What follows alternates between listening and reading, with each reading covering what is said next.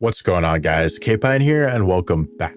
And in this video, I'll be featuring the team that I used in the Open Grey League this season that brought me right up to the cusp of legend.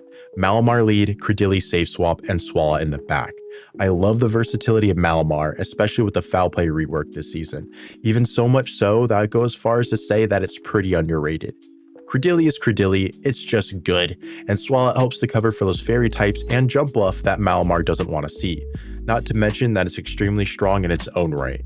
At the time this video goes live, these battles will have been recorded a little over 2 weeks ago, but I saved them until now when the Open Grey League came back around, so the team and how to play it is still fresh in your mind. So with that said, these battles will be featuring the more common leads you're going to see and how to play them out.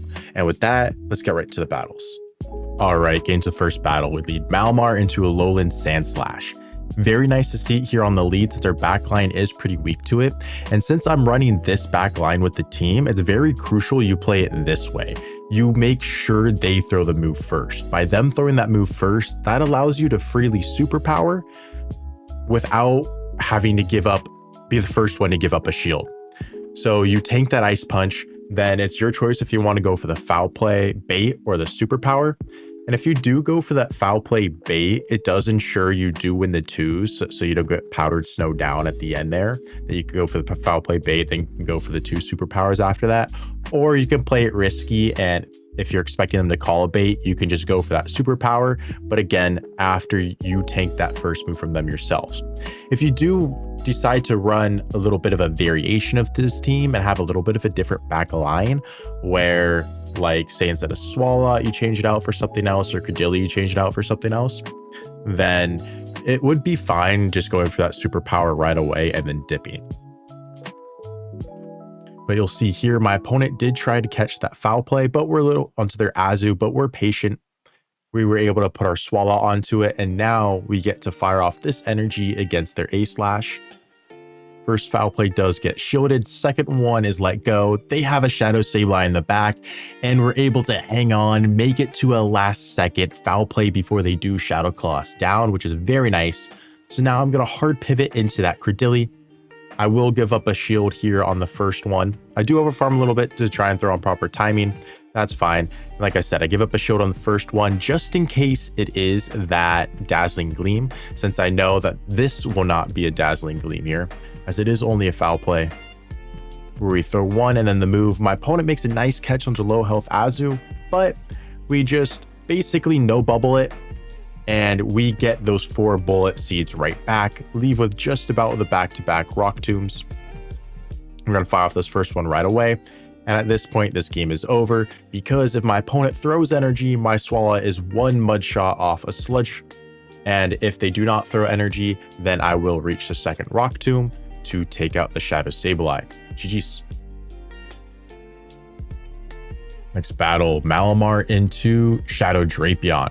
Now, this is a pretty neutral lead here in the zeros, where you just keep farming, and then once they fire off that first crunch, you will let it go and then fire off the superpower 1 turn before they reach their Aqua Tail. And in doing so, that allows you to land the superpower or get a massive shield, but then you get the 0-turn swap and hard pivot into your Cradily. And by hard pivoting into your Cradily, if your opponent stays in and they fire off a move, you will shield that crunch, because you'll then outpace to a rock tomb before they reach their next crunch. So a little bit of a tech there. But in this matchup, my opponent didn't throw their crunch until they farmed up to 9 poison stinks, the crunch and the Aqua Tail, which is a very nice way of playing that matchup. But in order to circumvent that, you just CMP tie them. So after 18 Psy Waves or on their 9th poison sting, you will CMP tie the superpower, because they're most likely going to throw that crunch right then. And then by doing so, you know, you take the first move without debuffing yourself, you superpower, and then you can dip into your Cradily like I did, which is going to have that same outcome from that scenario I explained later, where they will throw a move, most likely the crunch, you shield it, and then you'll outpace to your rock tomb before they reach their second crunch on your Cradily. Here my opponent has that for it. We take it out with the sludge. They have an Azu in the back, and Swala is just going to go to town here. I just need to make sure I throw on good timing, because at this point, my opponent's only win condition is to catch a sludge onto their Drapion, which you see here. We are patient, we're over farming, looking for the catch. My opponent does not get it, so they do end up conceding. GG's. Next battle, Malamar into Golisopod.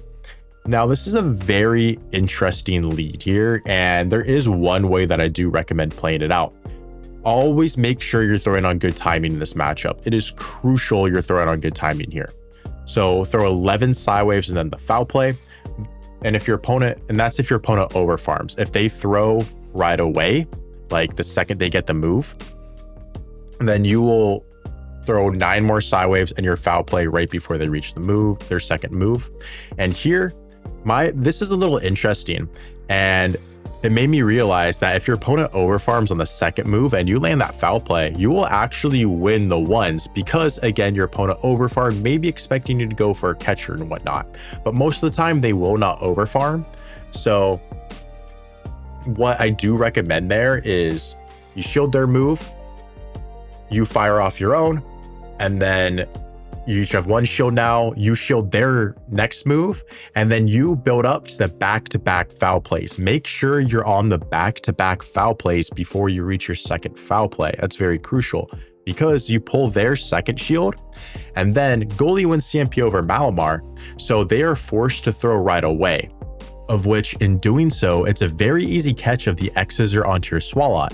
So you waste all that energy of theirs, you save all that energy of yours, as well as preserving your Malamar, so that when your Malamar comes in later, you can now, reach a foul play against the goalie if it gets lined up against it without being threatened to knockout, as well as maybe even a second move against whatever else they could come in with. And in addition to that, catching that move on your Swalot, you sneak a mud shot. So if they stay in, you'll reach a sludge before they reach a second move against you. Kind of a little bit of a tech there to keep an eye out for. GG's to my opponent. Next battle, Malamar into Claydol. Now, this is an interesting matchup because you kind of want a high-ranked Malamar here, and you'll see why in just a second. Having a high-ranked Malamar allows you to reach 3 foul plays in this matchup, and that's kind of pretty crucial, because your first foul play gets shielded because they want to debuff you with the Rock Tomb. So as long as you're throwing on good timing, you will reach the second foul play, and then you'll reach a third foul play before they mud slap you down. As you'll see there, your Malamar hangs on, you reach that third foul play. My opponent makes a very nice catch of the foul play onto the Drapion, but now this kind of gives me alignment. And now I make an interesting call. I come in with my Cradily here, and the reason why I come in with my Cradily here is because I'm reading they have a Mud Slapper lead, they have a Shadow Drapion behind it, and that's most likely their, like poison or Drapion counter bait out, because, like I said, they have the Mud Slapper to take care of it. So I'm reading that the Drapion's the bait out, and they have something weaker to Swalot in the back. So in doing that, I then hard pivot my Swalot. I can tank this Rock Tomb, no problem. I was debating baiting here or not, given that they do have a weaker answer, or a weaker Pokemon to Swalot in the back, of which they do, because they are shielding that Ice Beam. So now I can shield this up myself, make yet another Ice Beam, and I was hoping I get DRE here so that Mud Slap does not register, but that Mud Slap does register, so that's a little disappointing. Fortunately, I am able to hang on, store a sludge, swap into my Cradily, we take out their Drapion, I land this Rock Tomb, and once I land that Rock Tomb, this game is over, because like I said, I do have that sludge stored, but we don't even need it, as we will reach a second Rock Tomb to take out the Jumpluff. GG's.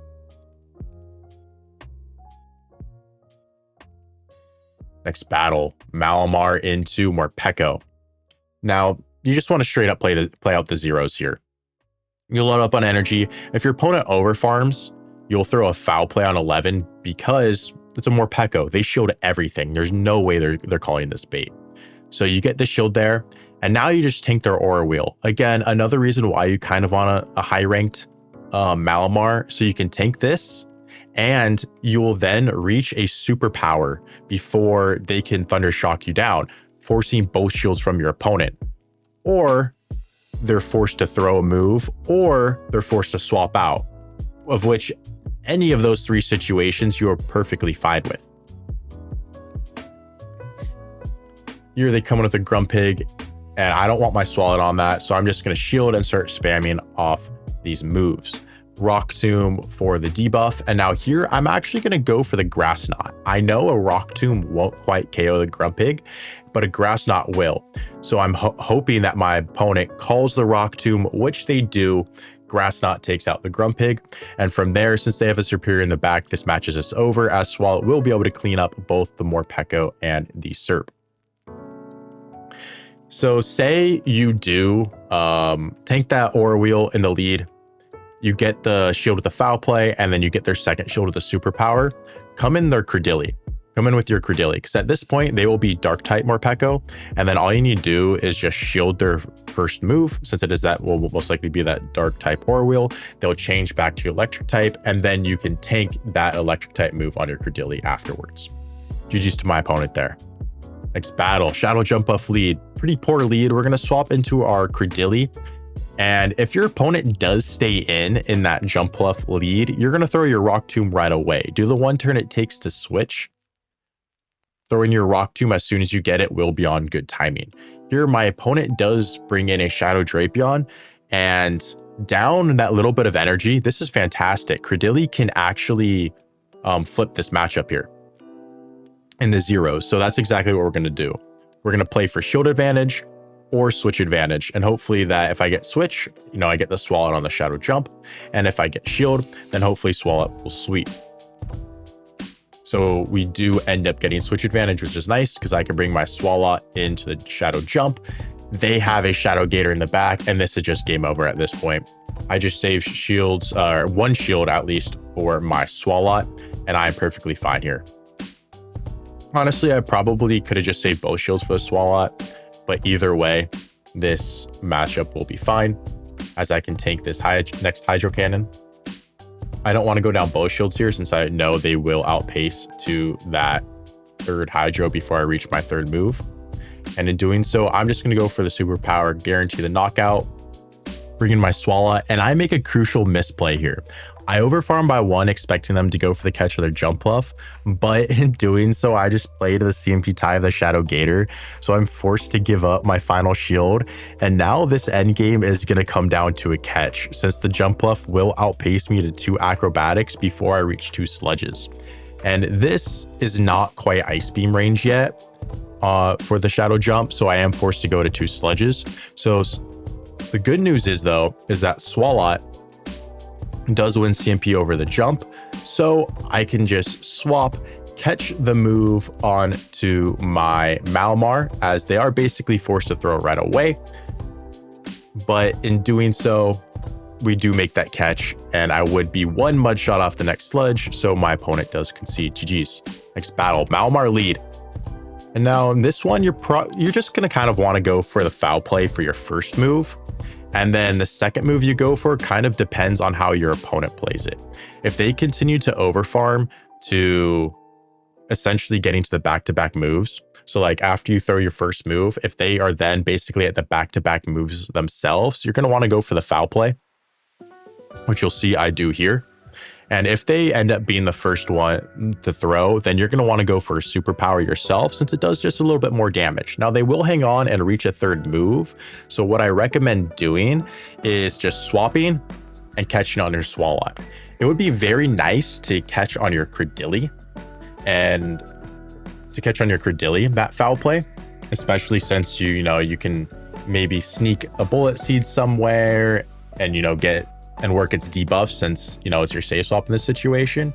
But there are some players who are a little cheeky and go for that 3rd superpower there, maybe calling for a catch.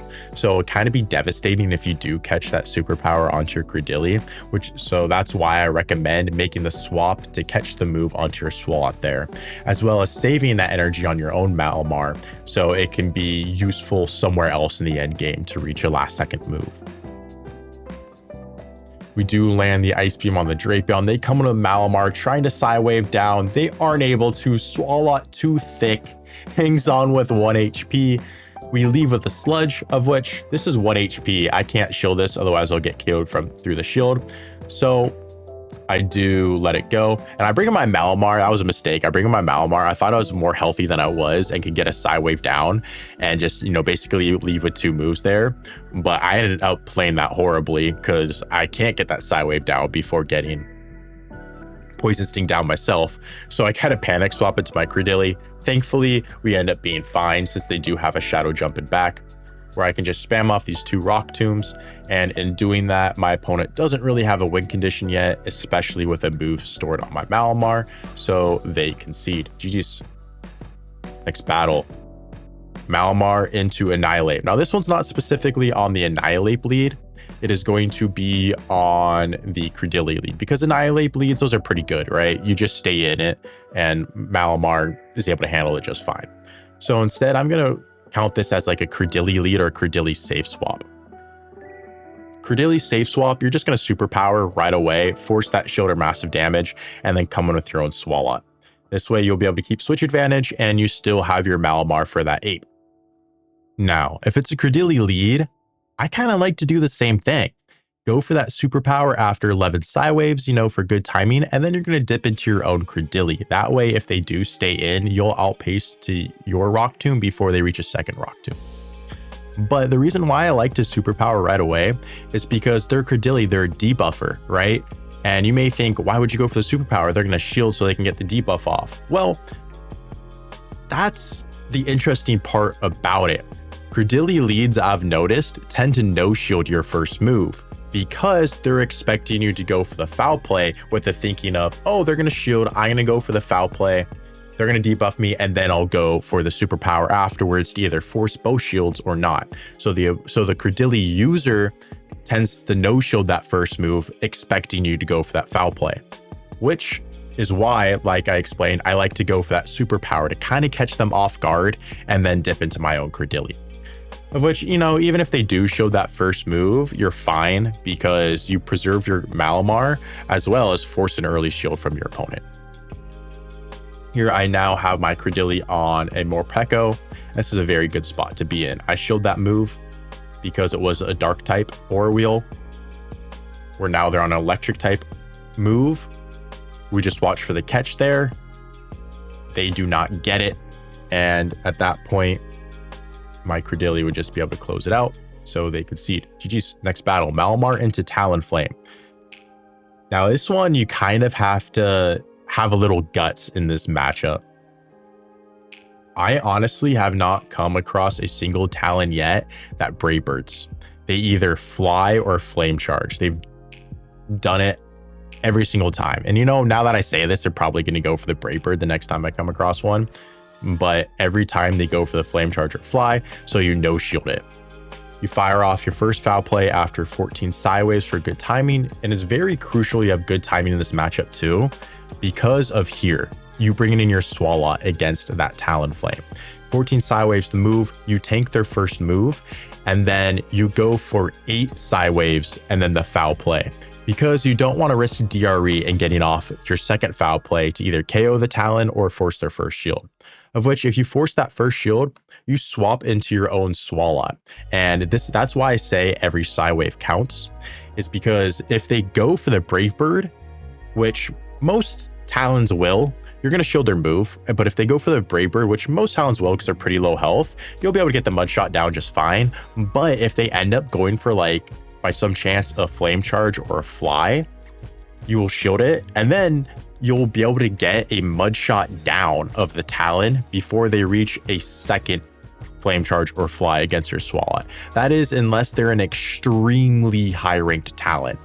And that's why I say, again, it's very crucial you throw on good timing with the Malamar, so you're able to maximize that Psywave damage. Here, you take a Fly, shield the next one, get the Mudshot down, and with the Serp being my opponent's only Pokemon left, they do just concede. GG's. Next battle, Malamar into Shadow Kanto Marowak. You want to fire off your first move here before they do, so after 11 Psywaves for good timing, and then you just copy your opponent. They no shield the first move, you no shield the first move. They shield your first move, you shield your first move. Essentially, Malamar wins all evens here. So that's what you're going to play out. Now, my opponent made a very big mistake in letting CMP time me the second move, which Malamar wins. So by doing that, I get good damage there, and then they get greedy trying to go for the Mud Slap down. So we get shield advantage and switch advantage. Don't expect that to happen. I just got very lucky in that specific matchup, and rather just play it out like I explained, where you just copy your opponent and no shielding or shielding, since you do win all evens there.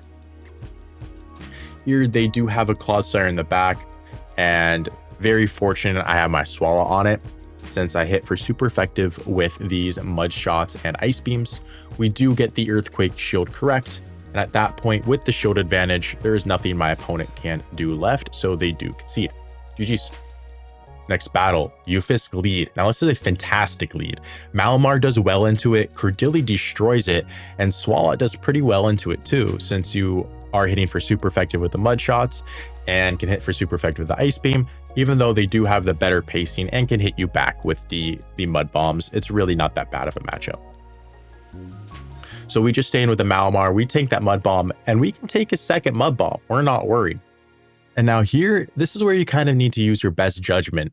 You're going to overfarm and fire off a move right before they get to their third mud bomb. However, foul play will be enough to take out most Stunfisk from that health range, but if they are a very high ranked Stunfisk, they will be able to survive that foul play and reach a third mud bomb. So that's where I kind of say use your best judgment, because if that's the case where you think that they will hang on from that foul play, go for the superpower, and then that will guarantee the knockout as well as switch advantage. Here, my opponent swaps out, they give up that switch advantage outright. So I do bring in my Cradily onto it, which I tended to make a little bit of a call there, because I was thinking that that was like maybe a Swallow bait out of some sort. And it ends up being a fur in the back. So it ends up working out for me, where I can now land the Rock Tomb for a debuff, let this go. If they Swift, I will survive, which you see there I do. And if they go for a Trailblaze, then my Swallow most likely will be able to close it out. So I just watch, make sure I see that Sucker Punch go through in case they try and go for a catch. They do not. I land that Rock Tomb. Then I hard swap in my Swallow. They bring in the Stunfisk. We tank that Mud Bomb, land this Ice Beam, which will pull their final shield, or they let it go, putting it all on the Swallow, trying to ramp themselves up with these Trailblazes, which they don't even go for. They go for the Swift, but I know that my Malamar basically has a superpower stored at this point. So I will no shield their first move, shield the second one, get to the Sludge, which will pull their final shield. And in doing so, I can just combo play with this move from the Malamar to take out the Furret. Had a little bit more energy there than I thought. 1.5 moves, but either way, we do leave with it to take care of the Furret. GG's. Getting into the final battle of the video, Malamar into Clodsire. I do like to give up one shield in this matchup, since Malamar does actually lose the 0 shield scenario against Clodsire. And I do like to shield their first move, because just in case it's some mad lad running Mega Horn Clodsire, I actually don't even shield the first move in this one. Absolutely crazy. But basically every other time I shield the first one, which is what I recommend you do, just in case it is that mad lad running the Mega Horn Clodsire, where that will just completely annihilate your Malamar. But we give up our first shield, and then we're going to overfarm as much as we can, so that when we do leave that Clodsire matchup, we have as much energy as possible. Here, my opponent ends up pivoting out themselves, which is interesting. Normally, they'll just play out the 0, be content with getting shield advantage, then come in with something else. But here, they do give up a shield earlier, hard pivot in their Shadow Sableye. I meet it with my Swallow, and I can fire off that Ice Beam for very nice damage. Good counting by my opponent, playing to the CMP tie to deny me the Sludge. And now from here, I'm going to come in my Malamar, since I know they don't have back-to-back moves. Throw one Psywave, then the Foul Plague to take out the Sableye, hoping that it's something I can deal with in the back. And it's a Guzzlord. So this is going to be a little bit of a tricky endgame. I do bank that energy on my Malamar to hopefully reach a superpower later on. Bring in my Cradily, and I'm going to start spamming off these rock tombs. I'm going to go for the rock tomb number 1. I will shield their next move since I do need my Cradily around to help me out in this end game. And now I just need to watch for a catch to their Clodsire. I wait the turn, they hard swap the Clodsire so I can get back to the back-to-back moves, fire off this Grass Knot, then fire off the rock tomb right away. And since I have no shields left and my opponent has a move stored, I have to play this very carefully. Do I swap to combo play right away? Do I over farm a little bit, expecting them to go for the farm down? I do. We make the read, the swap. We get to the superpower on 1 HP and the CMP tie, of which takes out the Guzzlord, and we are just barely able to take that one. GG's. So yeah, like I said, this was the team that brought me right up to the doorstep of Legend, where I then hit it during the Spring Cup since the Open Great League went away. But with it coming back now, there's no better time to release the team to you guys, where hopefully you'll find success with it as well. Anyways, thank you guys so much for watching. I really do appreciate you. If you enjoyed it, please drop a like, subscribe, and comment down below. Love to hear what you have to say. And with that, I'll catch you in the next one.